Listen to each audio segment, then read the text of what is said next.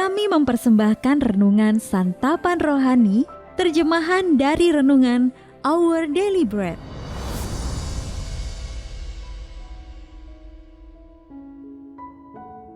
Untuk menerima notifikasi video baru kami, silakan tekan tombol subscribe dan tanda lonceng di bawah ini. Sahabat ODB, pembacaan Alkitab hari ini terambil dari Wahyu pasal yang pertama, ayat yang pertama sampai dengan ayat yang kedua, lalu dilanjutkan dengan ayat yang ke-12 sampai dengan ayat yang ke-18.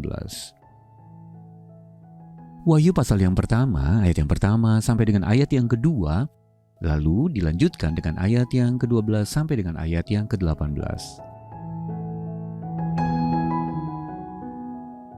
Inilah wahyu Yesus Kristus yang dikaruniakan Allah kepadanya, supaya ditunjukkannya kepada hamba-hambanya apa yang harus segera terjadi. Dan oleh malaikatnya yang diutusnya, ia telah menyatakannya kepada hambanya Yohanes. Yohanes telah bersaksi tentang firman Allah dan tentang kesaksian yang diberikan oleh Yesus Kristus, yaitu segala sesuatu yang telah dilihatnya. Lalu aku berpaling untuk melihat suara yang berbicara kepadaku. Dan setelah aku berpaling, tampaklah kepadaku 7 kaki dian dari emas. Dan di tengah-tengah kaki dian itu, ada seorang serupa anak manusia, berpakaian jubah yang panjangnya sampai di kaki, dan dadanya berlilitkan ikat pinggang dari emas. Kepala dan rambutnya putih, bagaikan bulu yang putih metah, dan matanya bagaikan nyala api, dan kakinya mengkilap bagaikan tembaga membara di dalam perapian. Suaranya bagaikan desau air bah, dan di tangan kanannya ia memegang 7 bintang, dan dari mulutnya keluar sebilah pedang tajam bermata 2, dan wajahnya bersinar-sinar bagaikan matahari yang terik. Ketika aku melihat dia, tersungkurlah aku di depan kakinya, sama seperti orang yang mati. Tetapi ia meletakkan tangan kanannya di atasku, lalu berkata, "Jangan takut, aku adalah yang awal dan yang akhir, dan yang hidup.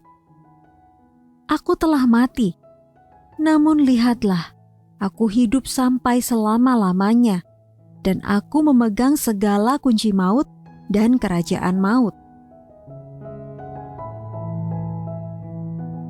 Ayat Mas renungan hari ini terambil dari Wahyu pasal yang pertama, ayat yang pertama. Inilah wahyu Yesus Kristus yang dikaruniakan Allah kepadanya, supaya ditunjukkannya kepada hamba-hambanya apa yang harus segera terjadi. Renungan hari ini berjudul Tidak Perlu Takut Hari Kiamat, ditulis oleh Bill Crowder. Sahabat ODB, pada tahun 1859 terjadi badai matahari terbesar dalam sejarah. Peristiwa ini dikenal sebagai peristiwa Carrington yang menimbulkan gangguan geomagnetik yang sangat besar dan mengacaukan sistem telegraf. Situs space.com menyatakan apabila badai matahari seperti peristiwa Carrington terjadi pada masa kini, hal itu diperkirakan dapat mengakibatkan kiamat internet. Kata kiamat atau apokalips yang terdengar menyeramkan itu sungguh menarik perhatian kita. Karena itulah judul kitab Wahyu yang dalam bahasa Yunani disebut sebagai apokalipsis. Namun kata itu tidak hanya berarti bencana atau akhir zaman, tetapi juga mengacu kepada tindakan penyingkapan atau pewahyuan seperti nama kitab Wahyu yang kita miliki sekarang. Kitab Wahyu sendiri dibuka dengan satu kalimat. Inilah wahyu Yesus Kristus. Wahyu pasal yang pertama, ayat yang pertama. Kitab ini menyingkapkan Tuhan Yesus sebagai anak domba Allah. Istilah yang digunakan lebih dari 25 kali oleh Yohanes di dalam kitab ini. Kitab Wahyu juga menyingkapkan Tuhan Yesus Kristus sebagai pribadi yang matanya bagaikan nyala api dan kakinya mengkilap bagaikan tembaga membara dalam perapian. Suaranya bagaikan desau air bah. Ketika Yohanes melihat anak domba untuk pertama kalinya, ayat 17 mengatakan, tersungkurlah aku di depan kakinya sama seperti orang yang mati. Namun Tuhan Yesus menyentuhnya dan berkata, jangan takut, aku hidup sampai selama-lamanya. Ayat 17 sampai dengan 18. Jadi sahabat ODB, alih-alih diliputi ketakutan akan hari kiamat, kita dapat menerima apa yang disingkapkan oleh kitab Wahyu tentang Kristus yang telah bangkit dan dimuliakan. Dialah satu-satunya yang layak menerima penyembahan kita. Sahabat ODB, apa yang Anda takutkan tentang masa depan?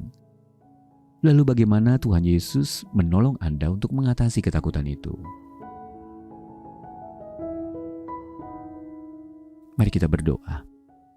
Bapa di surga, terima kasih karena Engkau telah menyingkapkan anak-Mu Tuhan Yesus Kristus kepadaku.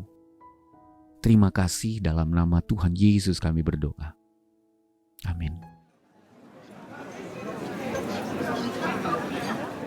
Di tengah dunia yang terus berubah, firman Tuhan adalah kepastian yang kita pegang.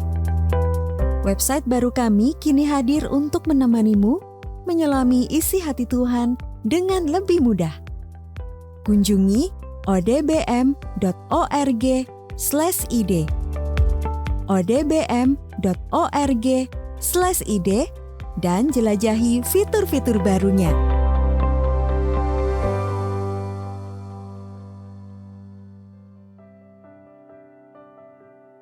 Terima kasih buat segala yang telah kau lakukan. Terima kasih buat semua yang akan kau kerjakan di hidupku. Semua hanya titipan dan kemurahan-Mu di hidupku. Terima kasih buat segala yang telah ku lewati. Terima kasih buat segala yang